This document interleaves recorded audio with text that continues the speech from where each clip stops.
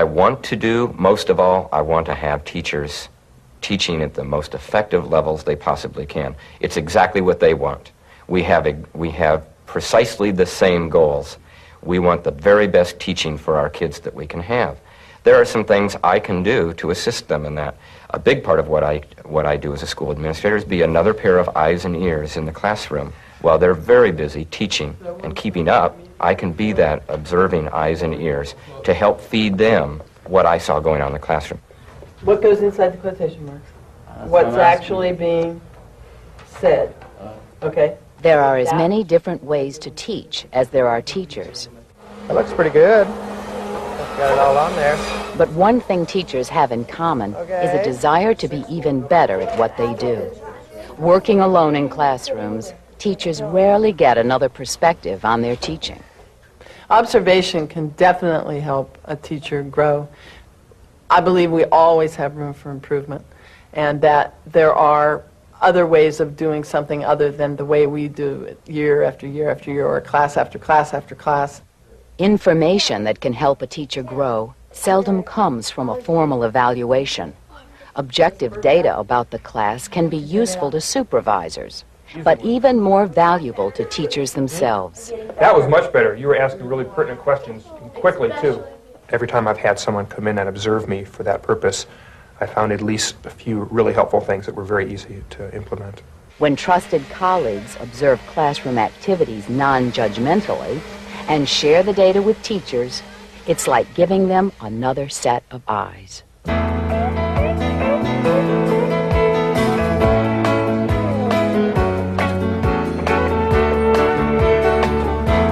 Right behind you, Jason.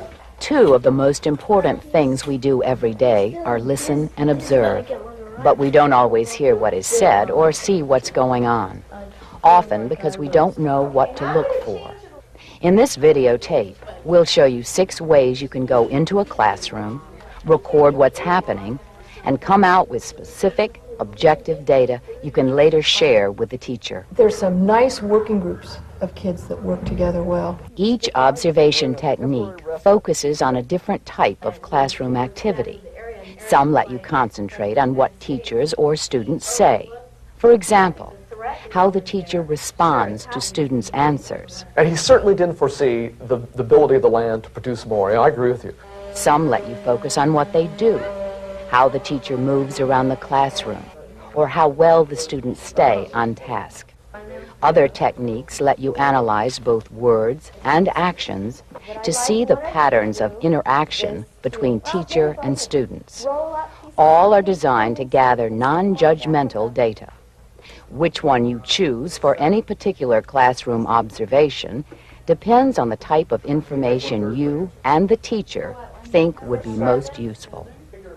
With the help of Keith Atchison of the University of Oregon, we'll explain each technique and show how to use it in actual classrooms. The trainer's manual provides additional information on the appropriate use of the techniques, and a second tape has classroom episodes you can use for practice. To introduce each observation technique, we'll show part of a class and ask you to write down your impressions. Then we'll explain a specific technique and apply it to the same class.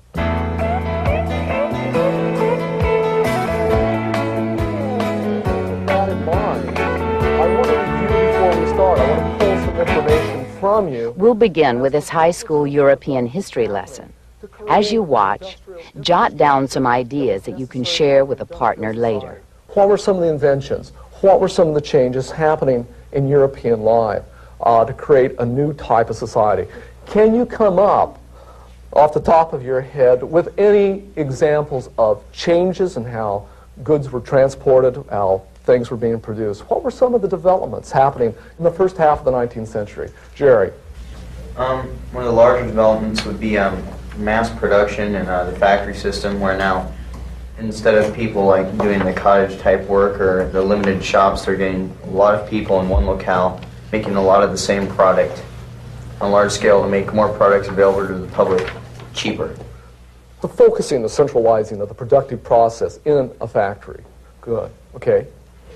Also, there was the railroad which linked the entire European continent together and made transportation of goods available to all people. The rapid transportation of goods, railroads being key in that. Were there any other ways which goods were being transported more rapidly than they had once been able to? John? Canals were being built and boats were becoming a mode of transportation for goods. Okay, improvement of roads. A new type of road, the Macadam Road, named after Macadam, in which, was... Now take a minute to stop the tape and share your impressions with a partner.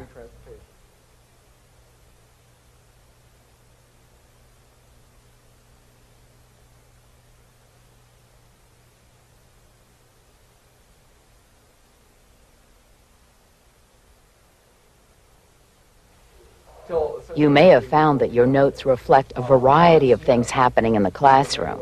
Keith Atchison, our observer in this class, will give us a way to screen out other activity and concentrate on just what is being said. What teachers and students say to one another has a major effect on the learning process. So, an important skill in teacher observation is the ability to listen and record what is being said in a classroom situation. With the observation technique we call selective verbatim, the teacher and observer select an aspect of the class discussion to focus on, such as just the teacher questions or the student responses. In a way, they took the market. When you know you're interested in a particular aspect of verbal behavior, you can concentrate on the words in that category and write them down verbatim. What happened to this optimism of the 18th century? With Malthus, it is a gloomy... To be sure to catch everything, including the and ahs, it's helpful to use an audio tape recording as a backup to your notes. This technique will be especially useful to our history teacher, who is interested in knowing how his questions are worded. Now we'll watch the class again and write down only his questions. What were some of the inventions? What were some of the changes happening in European life to create a new type of society?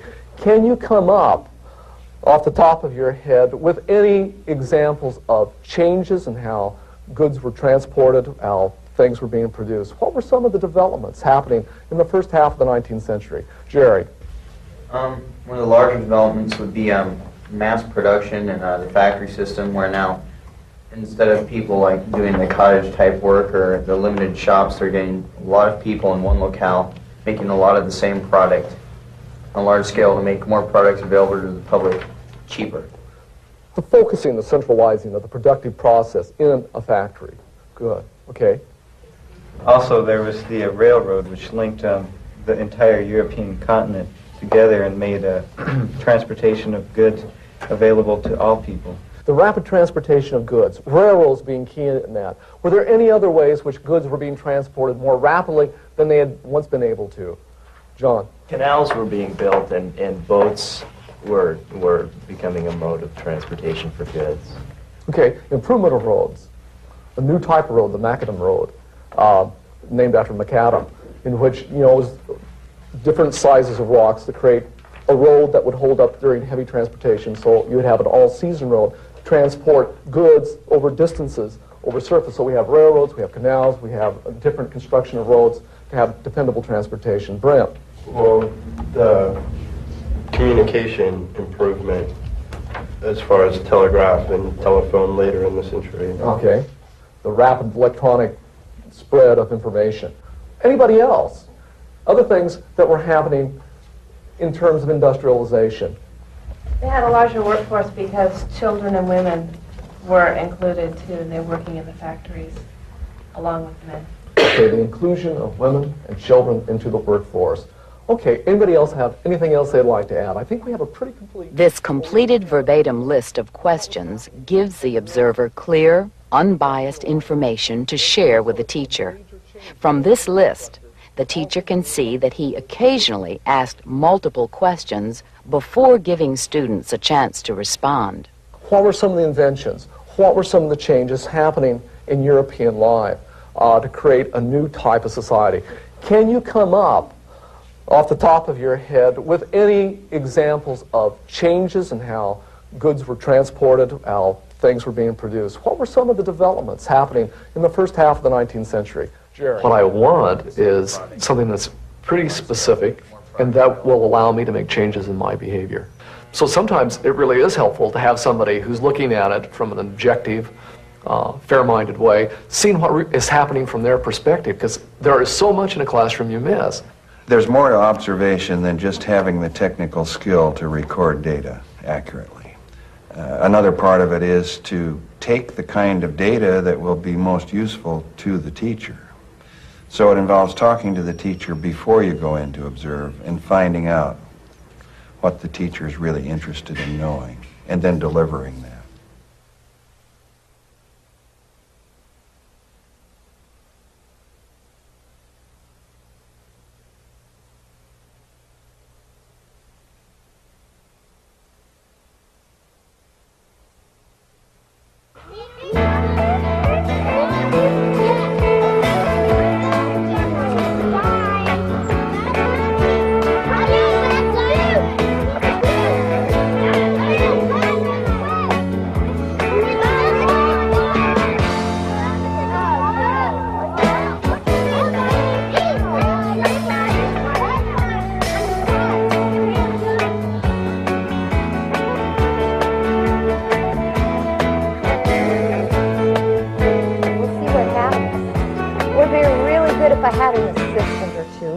So I need a couple volunteers. As you watch part of this third grade class, make a few notes about what you see happening. Okay, how about this one? How is an ant like a wind-up toy that has feet? How is an ant like a wind-up toy that has feet? Sarah? They march in a row. They march in a row. Do ants march in a row? Yes. I want you to all think, when have you ever seen ants marching in a row? How many of you have ever seen ants following each other in a row before? Sheila? I was going out to my barn and then I saw a bunch of ants marching in a row. Did they have anything with them? Mm-hmm. What? I can't remember. Anybody else ever see ants marching in a row? How about Holly? When I was outside playing, I found a great big line of ants. What were they doing? They... Just following each other, or did they have anything? They had some eggs. Eggs? Oh. I guess my biggest concern is the students and how I'm responding to them and making sure that I'm talking to everyone and that kind of thing. I'm not real concerned about the lessons themselves. They usually are pretty smooth and I feel comfortable with that. It's my interaction with the children that I'm most concerned about. To give a teacher a broad sense of how class discussions flow, who responds to what, and who's included or not included, we use the technique verbal flow. Both this technique and selective verbatim deal with classroom verbal behavior, but selective verbatim is more concerned with what is being said, whereas verbal flow identifies who said it and to whom. The verbal flow technique uses arrows on a seating chart to show who the teacher talks to and who replies. For example, if a teacher asks a question of an individual student, how is that like one of those after-dinner mints? Andy? We draw an arrow into that student's box on the chart. The head of the arrow points toward the student to show that the question, or verbal flow, came from the teacher to the student. If that student replies to the teacher, and when you're pushing on the mitt, you can push your finger through. We draw another arrow in the student's box pointing toward the teacher. If the teacher asks the question of the whole class, how is a dictionary, you know what a dictionary is, like a large stack of paper? We draw an arrow from the teacher toward the class. The arrows clearly show who spoke and who responded. We'll use the verbal flow technique with this class to gather specific data for the teacher about whom she called on most frequently. Okay, how about this one? How is an ant like a wind-up toy that has feet? How is an ant like a wind-up toy that has feet? Sarah? They march in a row. They march in a row. Do ants march in a row? Yes. I want you to all think, when have you ever seen ants marching in a row? How many of you have ever seen ants following each other in a row before? Sheila. I was going out to my barn and then I saw a bunch of ants marching in a row. Did they have anything with them? Mm-hmm. What? I can't remember. I can't remember. Anybody else ever see ants marching in a row? How about Holly? When I was outside playing, I found a great big line of ants. What were they doing? They just following each other, or did they have anything? They had some eggs. Eggs? Oh, okay. Blake, one more. When we go down to Palm Springs, we go down there like once every year in the summer. There's usually, there's a whole bunch of ant hills around it, and usually you see these lines crisscrossing around in the park in one section with big leaves on with them. They crisscross? You mean the path, marching ants go across each other? Do they crawl over each other or just go in between? In between.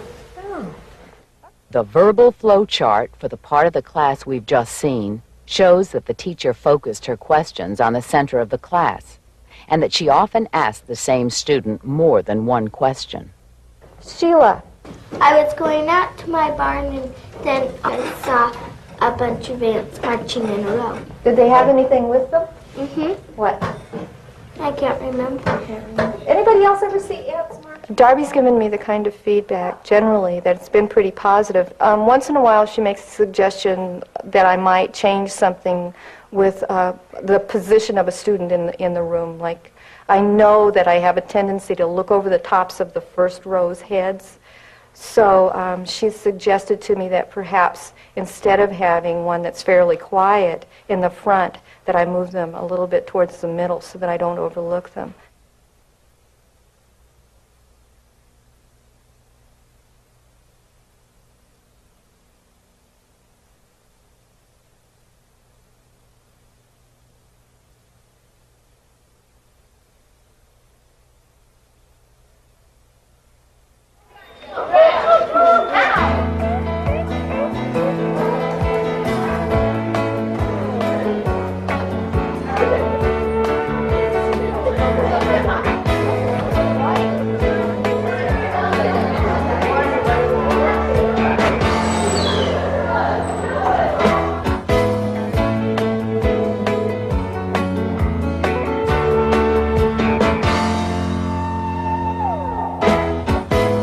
Make a few notes about what you see happening in this middle school writing class. I already told you. Okay, but now we're going to write in sentences. We don't have a written sentences. We just have ideas down here. A flashlight is sleeping there. That's what you took. Okay, but we're not even worried about that one right now. What did you see? You saw some spider webs? Okay, when I first got to the house, the first thing I saw was this big old spider web, right? Okay. Wait, but Does that this scare is you? starting the whole story over, and this is finishing the story. Yeah. At some point, you're going to have to finish the story. And I didn't ask any questions to help you finish the story. That's going to all come from your own head. But these are the exact same thing. Mm-hmm. This is the outline, remember? I see. Okay. Right. No, okay, good. The class that people observe today is one that is often hard to manage. They're kids who don't stay on task very often. They're kids who would rather be joking and laughing around. And I would like to have people be able to point out to me how I can handle that. What kinds of behaviors are actually happening, and what things maybe then in return I can do to change some things to make that a more productive class setting. When you're busy teaching, it's hard to know who's paying attention. The technique at task provides information that helps answer that question. It shows individual student attention during a class. Are they doing the task the teacher assigned? To prepare for the at-task technique, the observer needs to know what the teacher defines as at-task behavior for the lesson. For this class, the teacher expects the students to be writing, consulting the thesaurus, or requesting and receiving help. With this information, the observer makes a seating chart and develops a legend. Here he uses an A for actively or overtly at task, P for passively at task, and H for help from the teacher, O for overtly not at task, T for off-task talking, and D for distracted or daydreaming. The observer will use this list to code behavior as he watches each student in turn.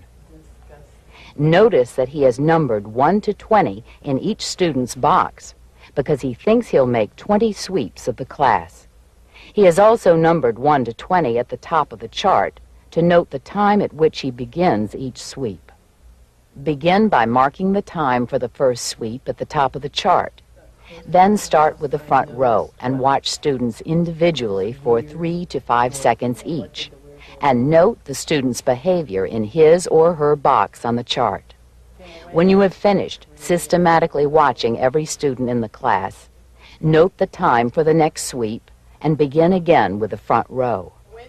Notice that the observer sits in the front of the room so that he can clearly see what's going on.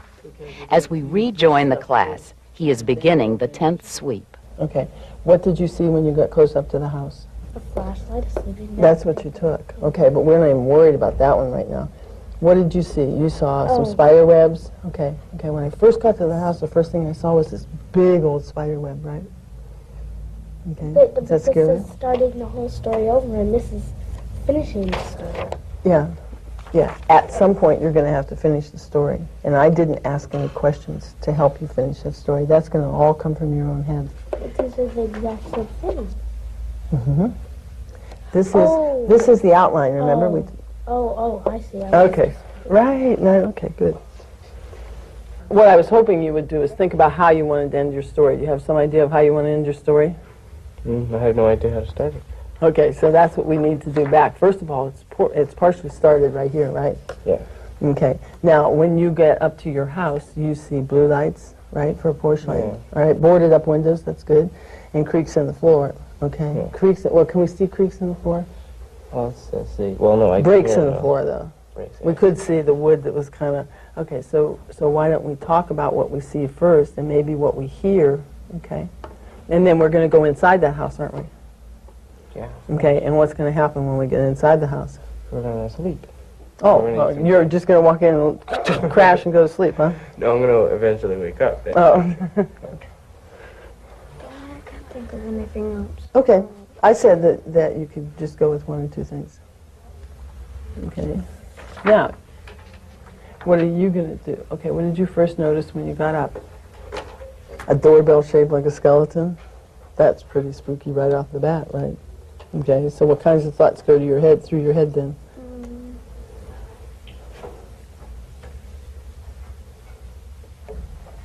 Let's see. I don't know.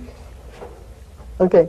Sean, would you read what you have so far so that, I think everybody's working on stories. Stephanie, would you read what you have so far so that that'll give somebody maybe another idea of how they can get started? The beginning. We don't have to read the whole story. Let's just start with So Saturday Night. Everybody has So Saturday Night there. So Saturday night arrived, and I slowly sauntered up to the Johnson's place. My friends went with me just to make sure I went inside, but they had no intention of joining me. When I first got up close to the house, I noticed that the front door was opening and shutting. There was a shadow running back and forth in front of me. I went inside, and the whole house was furnished. It had really nice furniture, and all the lights worked. I'm glad I brought my lucky teddy bear, though, because it had strange noises going through the house. That's all I've got so far. Okay. The seating chart shows that Angelina was at task until the 10th sweep. Then she received help from the teacher. This distracted her neighbor Gabe. The chart also shows that the same behavior was repeated throughout the class whenever the teacher helped other students. With the information that I got back today, one of the things that I think I learned was that when I go to answer a question for one individual, that actually several people tune into that, which puts them off task. That's something I would work with the observer in this particular case to see what we could do about getting away from that, because I believe that does take them off task, and that's not where I want those students.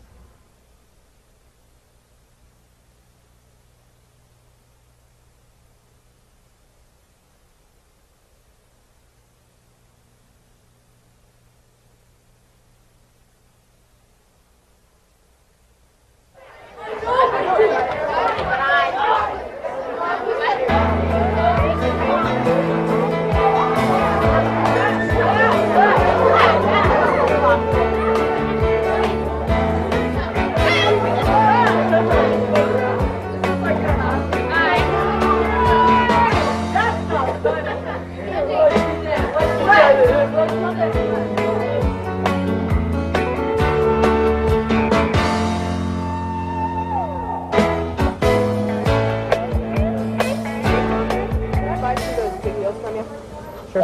What are you going to use it for? Yo-yo. Classrooms that have a lot of things happening at the same time present a whole new set of conditions for the observer. For example, what do you notice when you observe this middle school woodworking class? Looking really nice. Sides look good, yeah. You need a little more on the end grains. Yeah, it shows. Those two look good. Yeah. Oops, there are a few right there, aren't there?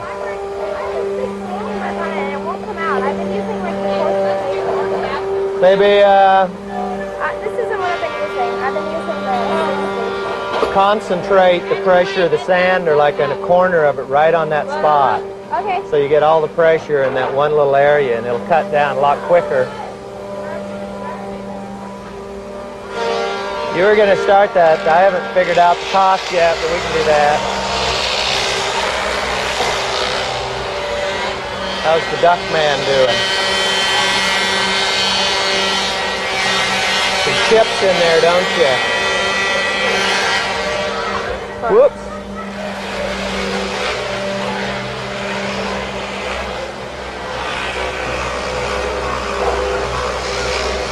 We're doing about 20 points on those. Maple, huh? Do I get around to every student and see what they're doing?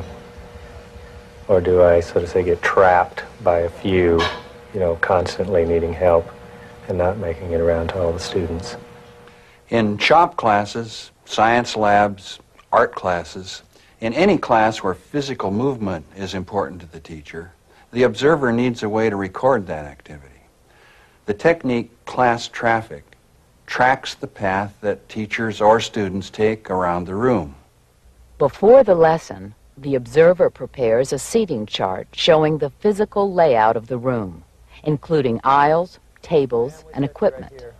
The teacher wants to know how many students he gets around to, so the observer will use a solid line to track his movement and numbers for each time he talks to individual students. How's the duck man doing? Other codes could be used to track student movement as well, but for now, we'll just follow the teacher. Curtis, you cut those boards 3 inches? I can't get these out. How do I get them out? Cut those boards 3 inches. How do I get these out? Take the hammer and pull.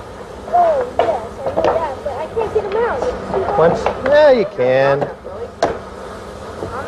Put This one's a hard one. take a little block of wood and put it under the hammer and you'll find they'll pull real easily. Could I buy 2 of those big wheels from you? Sure. What are you going to use it for? Yo-yo. Yo-yo. Ready? Well? Unfortunately, yes, but Yes? they're in that cardboard box on that brown cabinet. Is that enough seating work out on the side? Looking really nice. Is that enough on both sides? Mm-hmm. Sides look good, yeah. You need a little more on the end grains. I haven't saved that yet. Yeah, it shows. These 2 things. Those two look good. Yeah. Oops, there are a few right there, aren't there?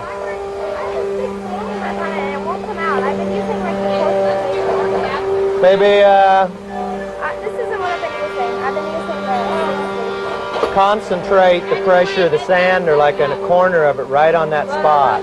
Okay. So you get all the pressure in that one little area and it'll cut down a lot quicker.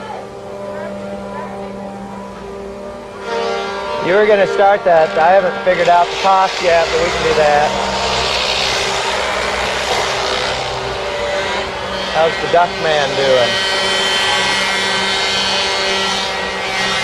Some chips in there, don't you? Whoops.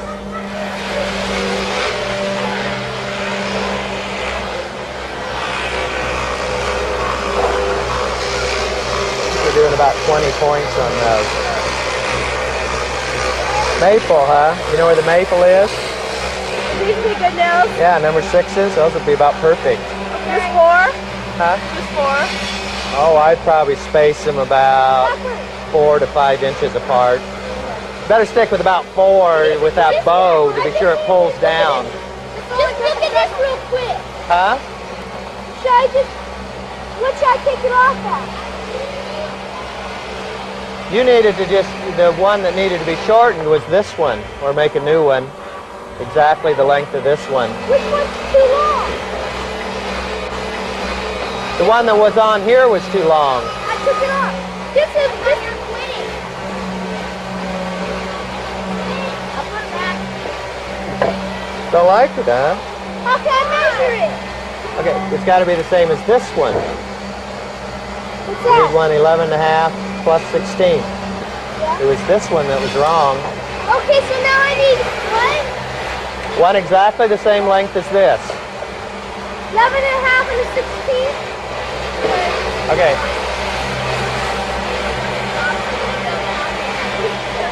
The teacher's class traffic pattern for just 3 minutes of the class shows that he has already reached at least 10 of his students. You want a little help? You got a hammer here and some nails? The more experience that teachers have with specific data collection, the more they're going to use it. Once again, ask teachers, what do you need? What's helpful to you? So maybe a teacher isn't going to ask you, gosh, I'd sure like to see some class traffic, or you know, I've always wondered about that back row, how much they're on task. But maybe you're not surprised with this information. Maybe you are, but I thought it would be helpful. And the teacher can then take that and go, wow, so that's how that works. Or, yeah, that really makes sense to me now.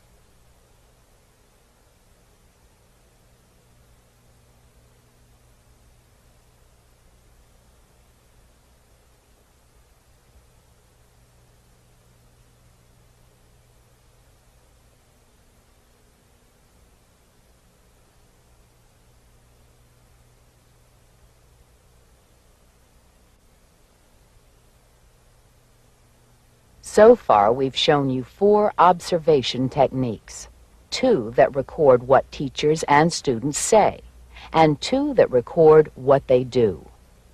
The next technique, interaction analysis, gives us a way to look at words and actions, to see the patterns of interaction between teacher and students.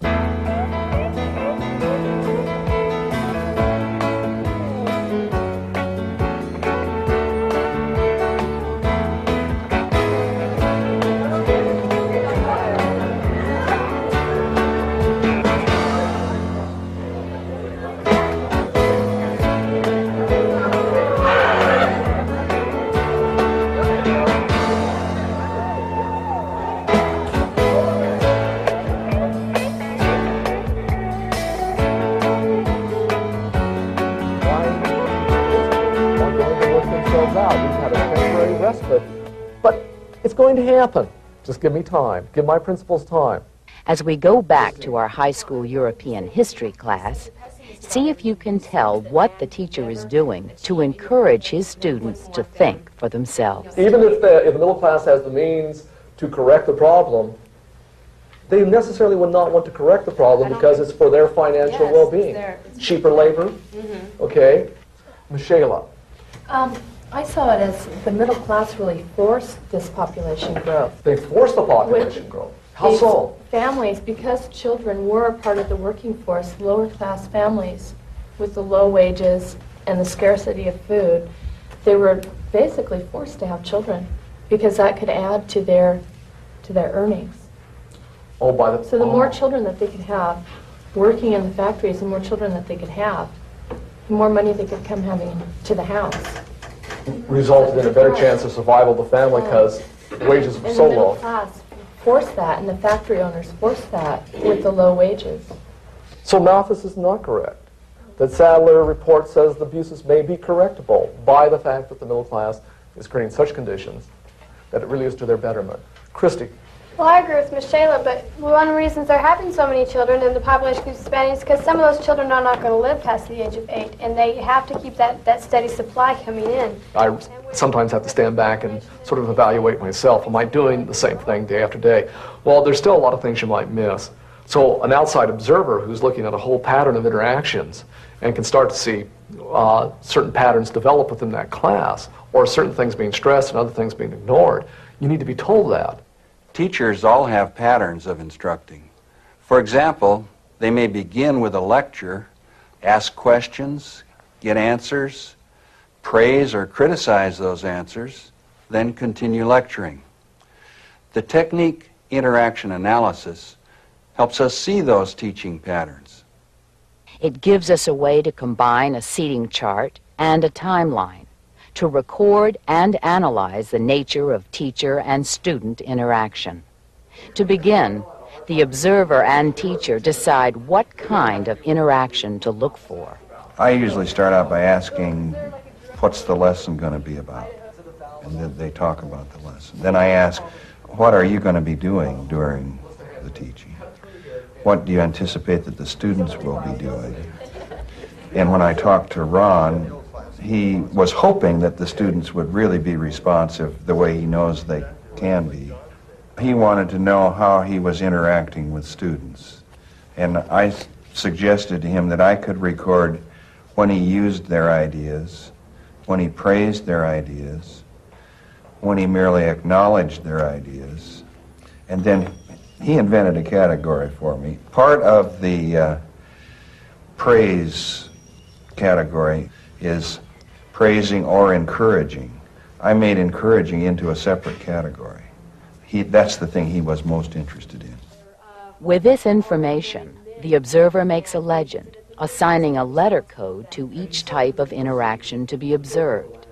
He uses capital letters for teacher behavior and lowercase letters for student behavior.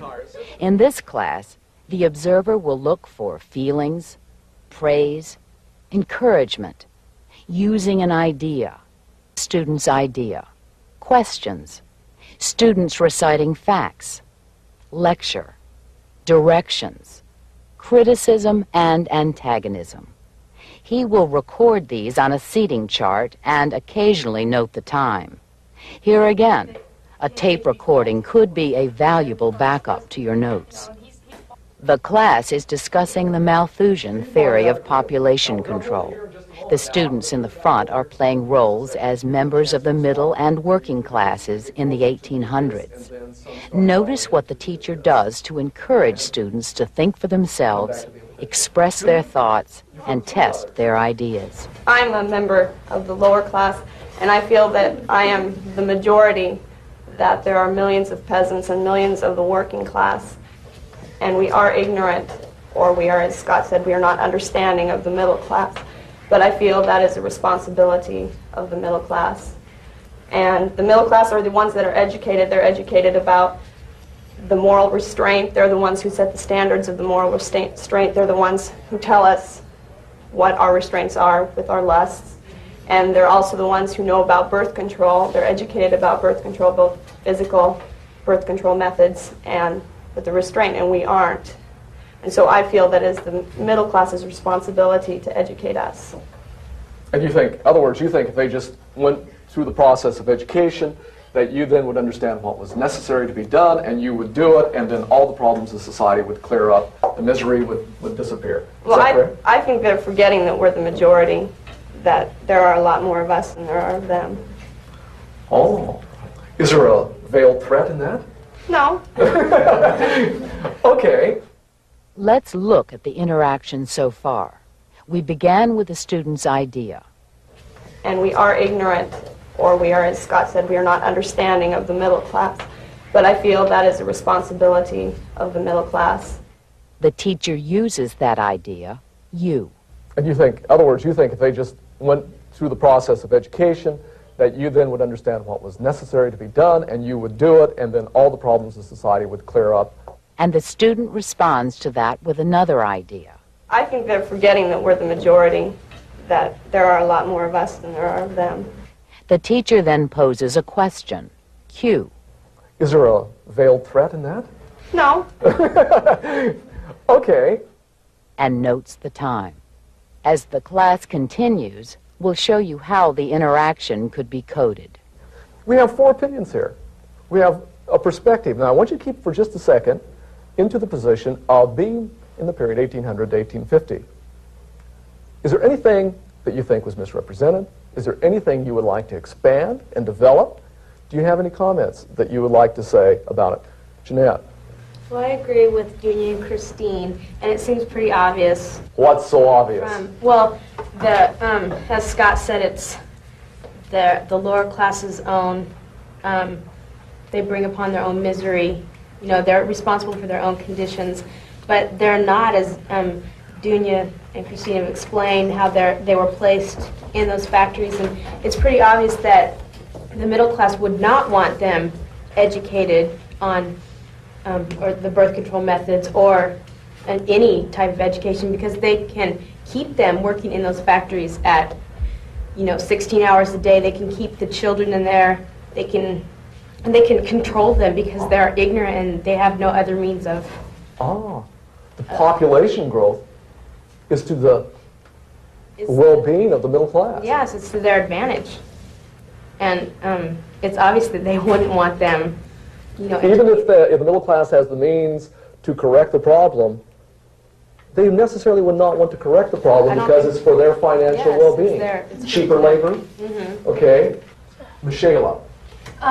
I saw it as the middle class really forced this population growth. They forced the population growth. How so? Families, because children were a part of the working force, lower class families with the low wages and the scarcity of food, they were basically forced to have children because that could add to their earnings.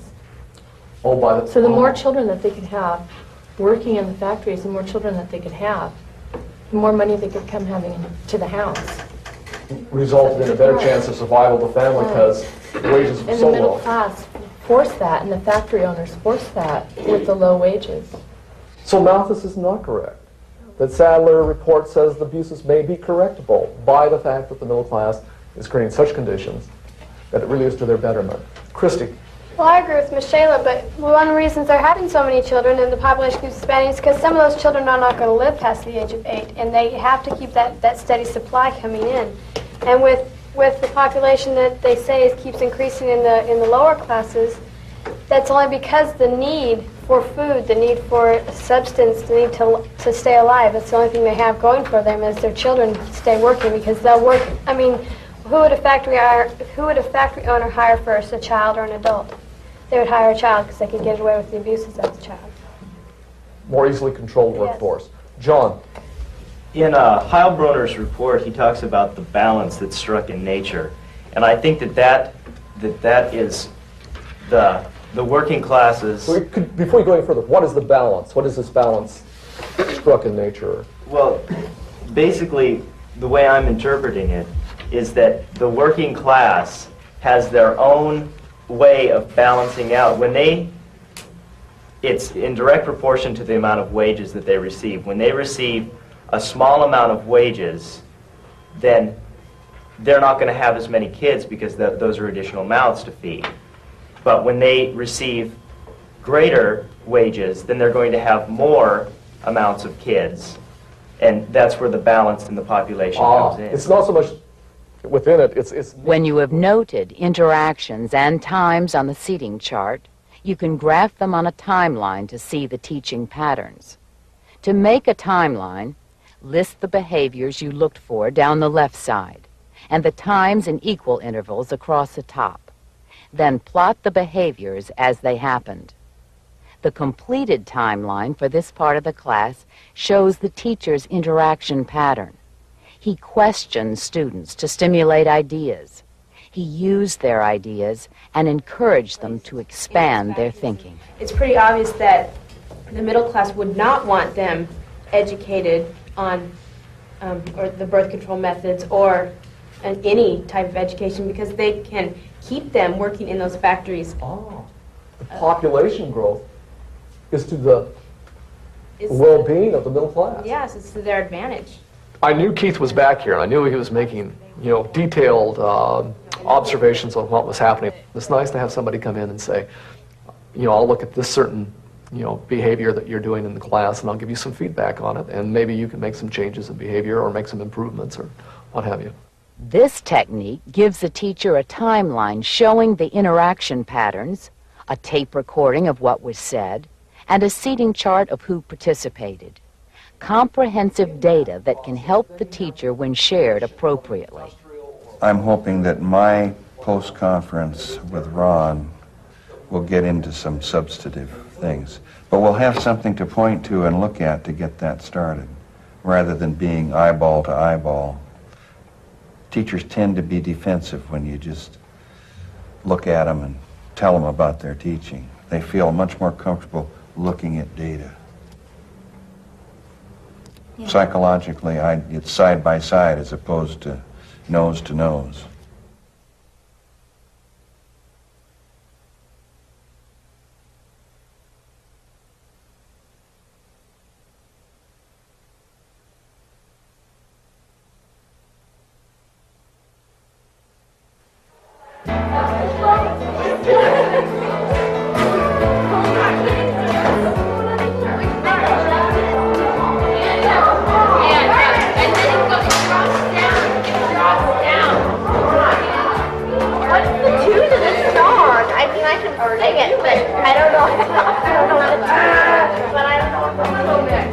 I need to tell you, but you only have what you need. Oh, it's on the other side.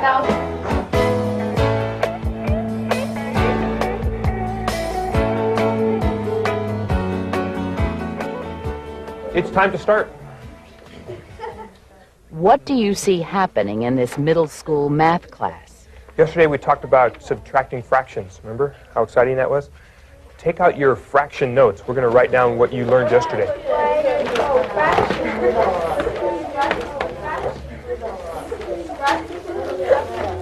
Your fraction notes. If you don't have those with you for some reason, start them again on a new sheet. Heidi. Yes.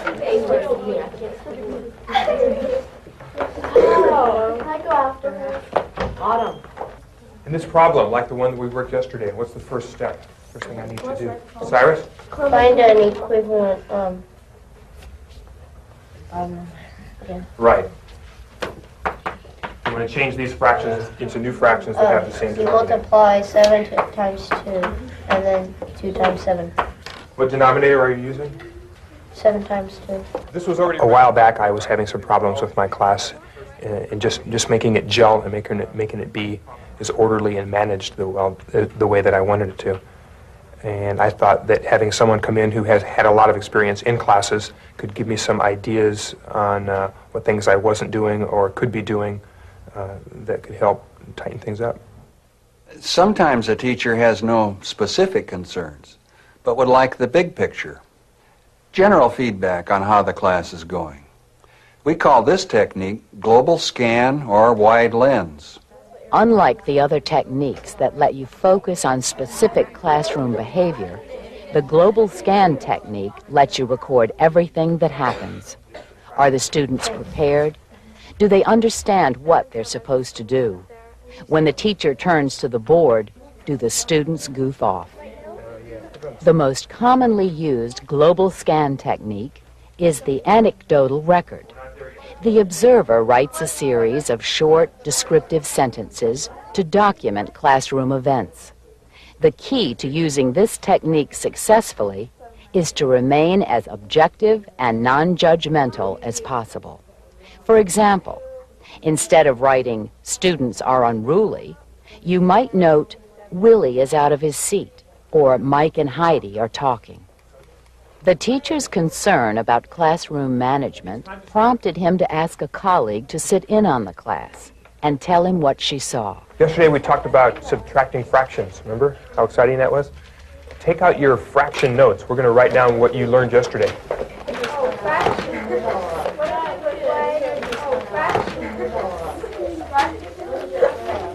Your fraction notes. If you don't have those with you for some reason, start them again on a new sheet. Heidi. Yes. I go after.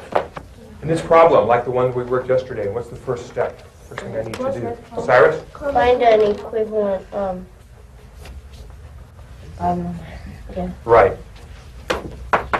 You want to change these fractions into new fractions that have the same You denominator. multiply 7 times 2, and then 2 times 7.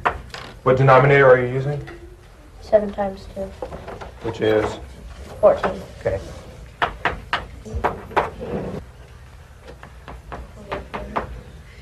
You all know how to do this, of course. This was already written vertically, right? But they won't always be. And that's the first thing we need to do. Right. Write the problem vertically.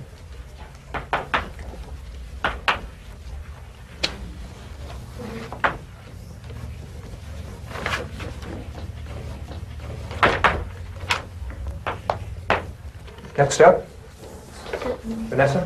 You borrow from 24. Right, you can't take 7/14 from 4/14, so we have to borrow. How do we do that? 1 whole equals 14 14ths.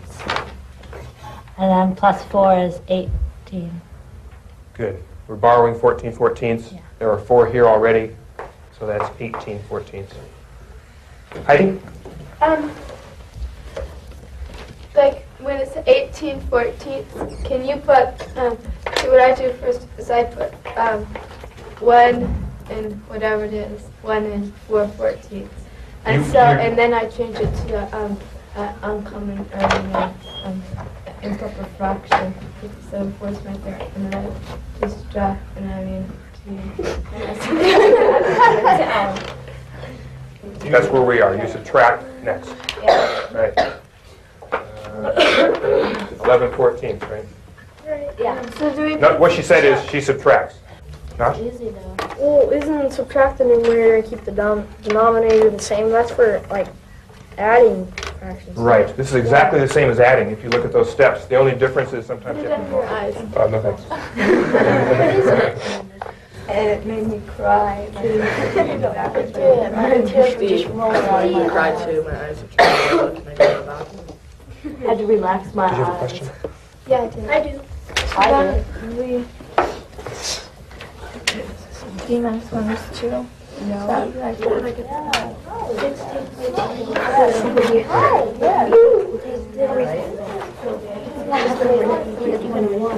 at what to do right here. See? I think the anecdotal records that Andy keeps are really useful. I wasn't sure exactly what was going on in the class. When I was facing them, I knew what was going on. Some of the things that she told me were going on, even when I was facing them, were things that I didn't realize. People that I thought were paying attention that weren't really, or people I thought were on task that weren't really. It made me feel like there was a lot more I could be doing to zero in on all the kids and make sure that I was really aware in the classroom. Each of the techniques we've demonstrated will give you a different way of looking at teachers' and students' actions and interaction. They all require practice if you want to use them successfully in the classroom. When observers can give teachers specific feedback about their work that suggest ways to grow and improve, it will indeed be like giving them another set of eyes.